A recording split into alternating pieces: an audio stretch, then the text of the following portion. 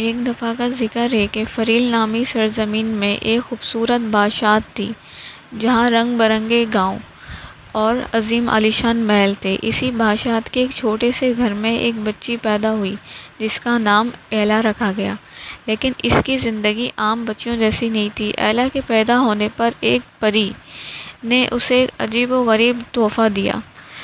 لوسنڈا نام کی وہ پری تھی، نیک نیتی سے لیکن بے خیالی میں ایلا کو اطاعت کا تحفہ دیا، جس کا مطلب یہ تھا کہ ایلا کو ہر حکم ماننا پڑے گا، چاہے وہ حکم کتنا ہی خطرناک یا ناپسندیدہ کیوں نہ ہو۔ ایلا کو بچپن سے ہی ہر حکم ماننا پڑتا تھا۔ اس کی ماں، جو اس بدقسمت تحفے سے بے خبر تھی، اسے مختلف کام کہتی اور ایلا مجبور ہو کر انہیں کرتی۔ جب دوسروں کو اس راز کا پتہ چلا تو وہ ایلا کو عجیب و غریب احکام دینے لگے۔ کبھی اسے اپنا سامان دینا پڑتا تو کبھی ذلت آمیز کام کرنے پڑتے۔ اس طرح کی زندگی ایلا کے لیے ایک مسلسل آزمائش بن گئی تھی۔ جیسے جیسے ایلا بڑی ہوتی گئی، اس نے فیصلہ کیا کہ وہ لوسنڈا کو ڈھونڈے گی اور اس بدقسمت تحفے سے نجات پائے گی۔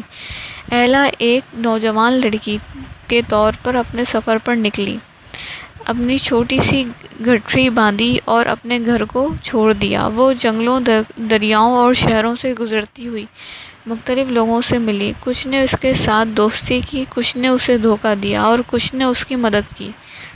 ان میں ایک خوبصورت شہزادہ چارج بھی شامل تھا جو ایلا کے ساتھ مشکل وقت میں کھڑا رہا۔ اس دوران ایلا کو بہت سی خطرناک صورتحال کا سامنا کرنا پڑا۔ کبھی دیوں کے ہاتھوں قید ہوتی تو کبھی کسی جنگلی جانور کا سامنا کرتی۔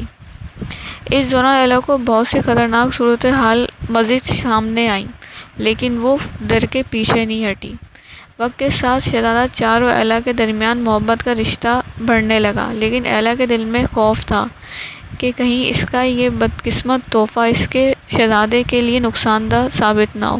ایک وقت ایسا آیا کہ جب ایلا کو حکم دیا گیا کہ وہ شہزادے چارج کو دھوکہ دے، اور اس لمحے میں ایلا نے اپنی اندرونی طاقت کو پہچانا۔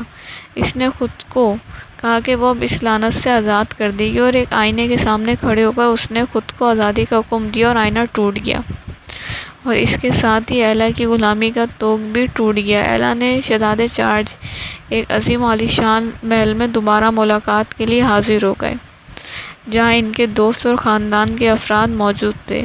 ایلا نے آخر کار اپنی زندگی اپنے طریقے سے جینا شروع کر دی۔